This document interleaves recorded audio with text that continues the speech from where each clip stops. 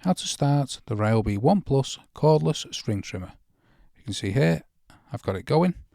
How do you start it? So if you see this little grey button here, this is the unlock mechanism for the trigger. So with this pressed in, you can then press the trigger down. However, if you don't press this in, you will not be able to start the string trimmer, as you can see. So if I don't press it, you can see the trigger is locked. But with that pressed down, you can then press the string trimmer trigger and start your cordless string trimmer. So press that little button down to unlock the trigger, then press the trigger down.